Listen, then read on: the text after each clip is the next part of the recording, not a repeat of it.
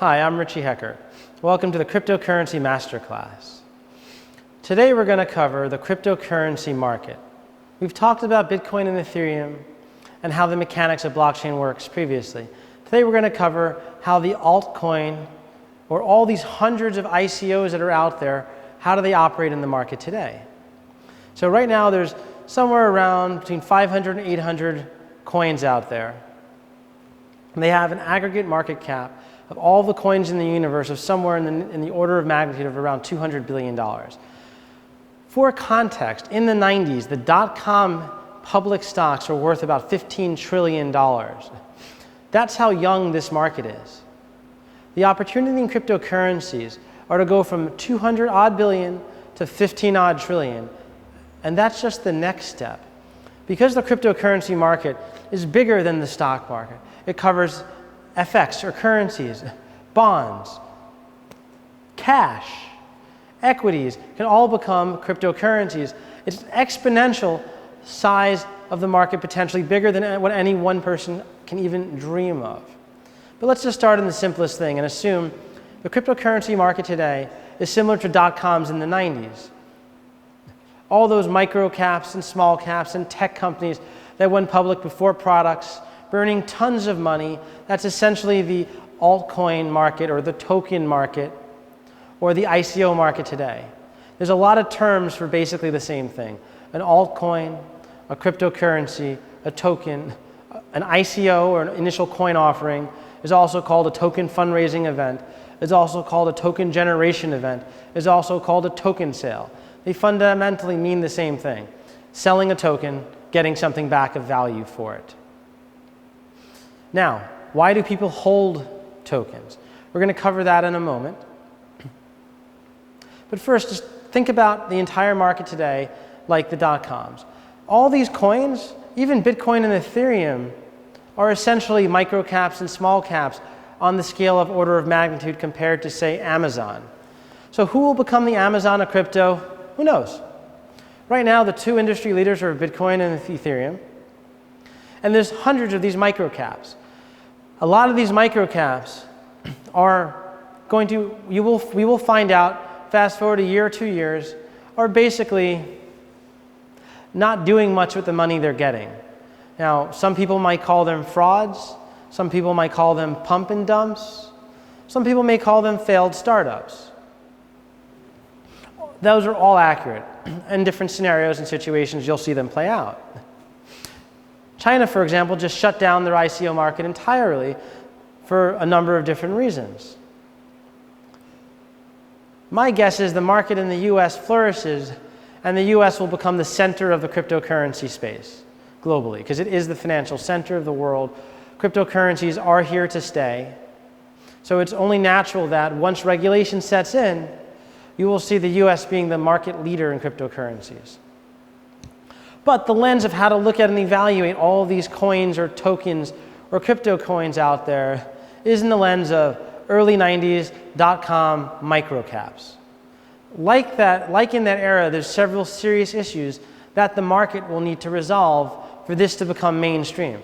The difference between $200 billion and $15 trillion is the flood of institutional capital into the market. Institutional capital will come in once there's a regulatory framework in place to know that their money is safe and protected. Right now, there are three big issues facing the market and myriads of smaller ones. One, pump and dumps. People are literally doing these coin offerings without anything underlying them. No product, no technology, no distribution, not even a viable token economy of how their coin will work once it's released into the real world. And they're just doing heavy, heavy marketing to get the token values to go up, to create liquidity in the coins, and to dump them on the market. The industry lingo for this in the crypto world is called pumps.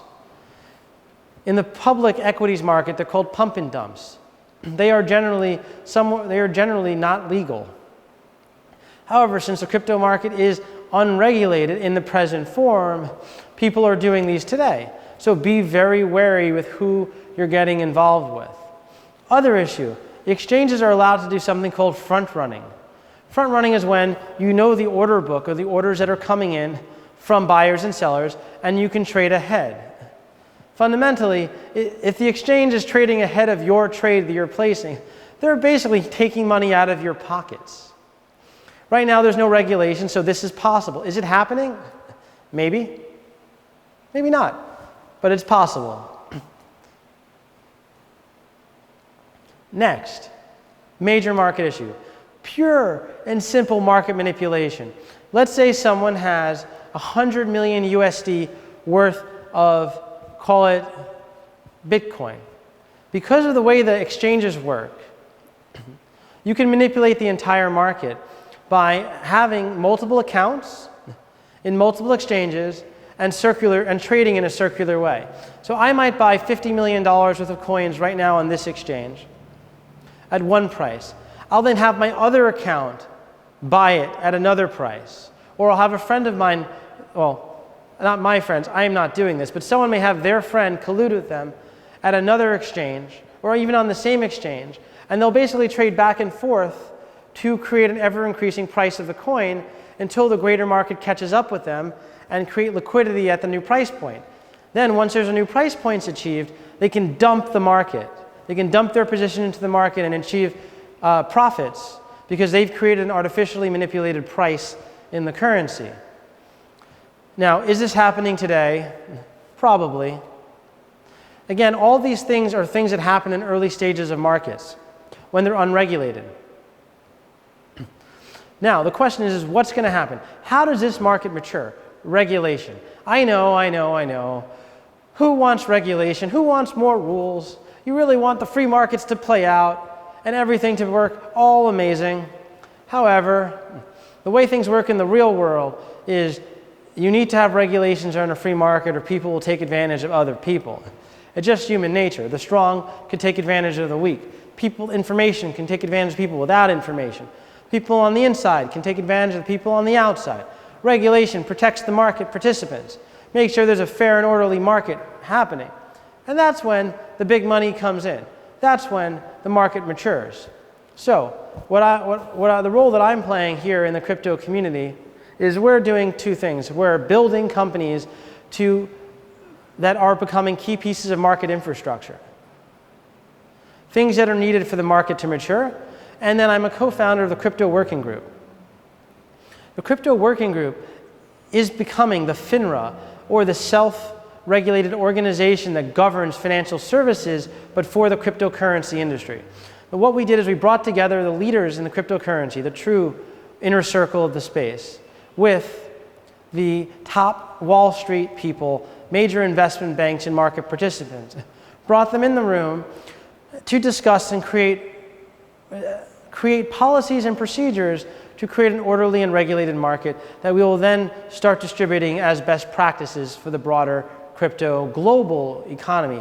We plan on opening chapters for the Crypto Working Group all over the world in every financial center and even in small startup cities. Anywhere where there's going to be a crypto community should have a Crypto Working Group that can really understand what's going on, have a pipeline of information and access to the financial centers, to the people in the inner circle, so everyone can know how to play in a clean, well-regulated, well-thought out market so that everyone can win. The more regulated and clean the market is, the more the key and professional players in the market will benefit, and the more the market as a whole will benefit in the long term, and the more money will go into it. So that's called the Crypto Working Group. Now, let's talk about the different types of coins. So there's two primary types of coins out there. And I use the word coins and tokens interchangeably because they mean the same thing. Currency, digital currency, cryptocurrencies, crypto coins, tokens, they're all fundamentally the same thing. They're a digital representation of something that is then tradable if you put it onto an exchange. The value and beauty of a cryptocurrency is you take call it a virtual currency or even a reward point and you make it exchangeable on an exchange where there could be potential liquidity that someone else will buy it off of you. That's the beauty of cryptocurrency. Now, before we talk about the type of coins, I want to talk about liquidity for a moment. The liquidity means different things to different people. Let's say, for example, you hold $1 of this cryptocurrency and $10 a day of that cryptocurrency trades. To you, that's a liquid market because you could buy in and out of your $1. But let's say you hold $8 out of that cryptocurrency, and $10 a day trades. That isn't a liquid market, because if you wanted to buy or sell, if you wanted to sell your position, you would move the entire market.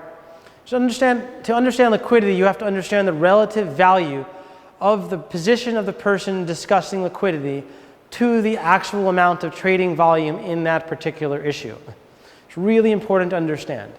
Liquidity means different things to different people.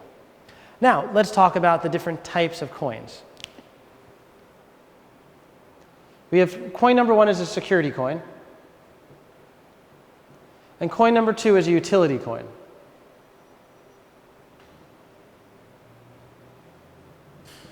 Again, I apologize, my handwriting sucks. So at some point, I hope you can take your own notes out of this. I'm just using this as an example to put a few words on the board so you can look at the differences. A security, in its simplest sense, is something that will appreciate in value and or entitles you to what's the equivalent of some amount of profit or participation. So there's a lot of other things that go into a security versus a utility coin, but are simplifying it down to its basic framework. A security coin is one that you're buying for the purpose of it appreciating in value and or participations that you're going to get out of it. The way that if you have a stock with a dividend, you're buying it to get a dividend. Or the way you're buying a bond to clip a coupon. Or you're buying a stock to appreciate in value. That's the definition, that's the simplest definition of a security. There's something called the Howey test, which is currently the market standard for this. If you want to learn more, just Google Howey test. For now, we're going to do it in the simplest possible way.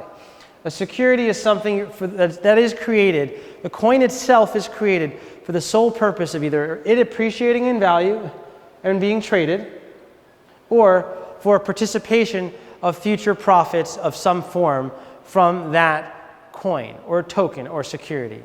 Now, if you're a security, there's a lot more regulation that you're subject to than if you're what we'll call a utility coin. As a security, you have to only sell to accredited investors, you have to register it, there's a lot of stuff that goes in. It's much more expensive and much more complicated. That's why a lot of people don't want to be securities, they want to be utility coins. However, if the primary purpose of that coin is a profits participation or to appreciate in value, you are likely going to be a security. It's still unclear, by the way. These are the things that the market, the regulators need to flesh out, and what we're working on with the crypto working group to help further define, to make it clear, because the market has never really seen anything quite like cryptocurrencies. It is unclear what to call them, or what to do with them, or what really are they. So ultimately, over the next 5 or 10 years, these things will be fleshed out, the regulations will come into place, and we'll learn what to do. But for now, just understand the mechanics and the nuances a little bit so you're familiar with it. Now, what is the benefit? You're going to ask, so why do you need a security coin? Can't you just buy a stock or buy a bond? Well, there's several very big advantages to using a blockchain-based or cryptocurrency-based security versus a traditional security. The first advantage is chain of custody. Because of how the blockchain works, every transaction is recorded. It is much cheaper to manage a security on the blockchain than it is to manage it traditionally, which is messy, complicated, and prone to error. So it's less error prone, and it's generally cheaper to use a blockchain or crypto-based security. Also, because of smart contracts, you can program it so that if there's a coupon or an interest payment due or a profits interest due, it can automatically flow to that person without having to have a whole bunch of stuff like wire details in between. The smart contract can enable automatic servicing of the security or distributions of the security, though that reduces the cost of issuing it. So if you're a corporation, fast forward 5 years from now, you will most likely be issuing your bonds in the form of crypto bonds because they will be easier to track, better chain of custody, and cheaper to issue, which means your investors can get a higher coupon. You can actually pay your investors more interest on a crypto bond than a regular bond, once all these things are flushed out in the market correctly. So that's really powerful. Now, however, the way most of the coins today, as of this lecture date, are based on utility coins. I have a theory for why utility coins are more popular than security coins, and that's because most of the buyers in the market today are not traditional institutional capital players. Institutional capital players would love to buy securities over utilities because there's more regulation, clearer frameworks for how they operate, and they're just generally safer. However, the market today is really participating people that are crypto-focused, early insiders, and people that have other reasons of being in the space versus institutional capital. And utility coins do not have what's called intrinsic value for the most part. Well, I'm going to take a step back. I'm going to say they have utility value, which is different than intrinsic value. Intrinsic value means, let's say you have a stock. That stock can generate, the company of which you own a stock can generate, say, $1 million a year in free cash flow after taxes. As a shareholder, you're entitled, in theory, to a percentage of that free cash flow, and the value of your stock is the value of that free cash flow with a premium built in for growth, with a premium built in for potential takeover value, with a premium built in for scarcity of that particular stock. And that is how a stock is valued, in the simplest form. However, utility means I'm using this cryptocurrency to do a function. For example, a cryptocurrency could be used to pay your broker trading commissions. And a utility coin is used as a way to pre-sell future potential revenue for the people issuing that utility coin. What does that mean? That means, let's say you're a stockbroker that's issuing a cryptocurrency. The cryptocurrency could be used for every time you're going to execute a trade, you have to pay one cryptocurrency and call it broker coin. That brokerage can pre-sell $10 million worth of broker coin to people in these token fundraising events. Then those coins in the future can be redeemed and used for a trading commission. Now, over time, for a lot of different reasons, the value of that, so that coin may be able to buy 2 trades in the future instead of 1 trade. So a utility coin is about future use, or pre-selling revenue, versus security, which is about pure appreciation in value or participation in some form of profits or derivative interest. A utility is you're pre-selling something that will have future use within a token economy, and you're pre-selling future revenue within that token economy. A token economy means how are these tokens or cryptocurrencies going to be used in the real world? Now, you want to understand, like, what's the distribution for the token? What are the use cases for that token? And how will that exchange in value? So you're asking, why would someone actually buy a utility token if all they can do is use it for something in an economy? Well, the brilliance, and this is also where it gets into the gray area of what it is that all of these cryptocurrencies are exchangeable on an exchange, which means someone can buy it off of someone else, which means that broker commission or broker coin could be exchanged for USD at some point, or Bitcoin, versus just only used in the context of the broker coin economy. So, I know it's a tricky thing to think through, but you're going to go back to the question of why would someone buy broker coin?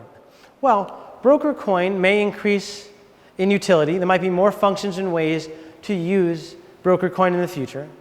They might be able to buy it at a discount because people are pre-selling it in advance. So they might sell it at a 30% discount to its likely future value, which means the person holding it at a 30% discount can resell it to someone and pick up 30%. Now, in an ideal world, all of broker coin should only be bought by likely clients of the broker, because then they're only buying it for the stated utility. However, like in other areas, people might see potential value and buy a ton of it in order to then resell it later to other people who will then use it. It gets a little complicated because in theory you're buying it for utility value, but perceived utility value in the future that someone else will buy it off you for more money because they need to use it in the future. Or maybe in the future, a trading commission that cost one crypto coin today or one broker coin today might cost 5 in the future. That means if you hold one broker coin today, 5 years from now, when that trade goes for 5, you've essentially, your broker coin has increased in value by 5 times. It's still a utility because there's an underlying function that it's serving, but there is a potential for appreciation. I am not recommending anybody buy any utility coins for any form of appreciation. Only buy them. And if you are buying any of these coins, buy them for the underlying utility or if it's security for its participation. Again, I'm not recommending anyone purchase, but that's the fundamental reason these things are issued. That's not to say people don't buy them for other uses or buy them because they believe they will appreciate. However, this creates regulatory complexity of, is it a utility or is it a security? And the true answer from the viewpoint that I've heard among people in the industry is, there's really clarity that needs to be brought into the market. Regulators need to sit down together and create a very clear framework for how it works. Because of the fact that even utility coins can be put on an exchange and sold based on some form of market value, that needs to be fleshed out from a regulatory perspective. I don't know the answer. But meanwhile, the market functions, these token fundraising events happen, and people will continue to do it. And at some point, it'll become clear in the market what's the long-term best practices. Ultimately, this is about creating regulatory frameworks and long-term best practices so the market can function, and so that you don't have issues. Security, utility, what do you do? Who are you regulated by? It's not clear who actually regulates these things right now. Is it the SEC? Is it the Office of the Control of the Currency? Is it regulated as a commodity, a currency, an investment? It's not clear. Now that we've covered the basis of securities and utilities, I'd like to share a story with you of something that happened a little while ago. And it'll show both the power of a token economy and how you can create a token economy in one single evening, the complexities that happen when you introduce basic economic theory to the real world. And it'll show the complexities of utility versus security coin. And it all happened over a dinner party. So what I'm going to share is what we call the first IDO, or initial dinner offering. So I hosted a dinner party at my house. So I'm Jewish, and it was a Shabbat dinner. So we created something called Shabbat coin, simply because we wanted to have fun with it, and I had a bunch of friends in the crypto space. Now, what does that mean? So it was a potluck dinner, so everybody had to bring something of value to the dinner. A bottle of wine, a dish, something. So there was an exchange. Then we had our coins. So our coins themselves had an underlying utility. They were little liquor bottles, like little chocolate liquor bottles you get at the duty-free store in the airport. Their utility value is that they are absolutely delicious. They also expire because they can melt or get crushed and not be edible. So remember, this is a utility coin called Shabbat coin, but you got it for exchanging something of value, some kind of food or drink. Now let's see what happens.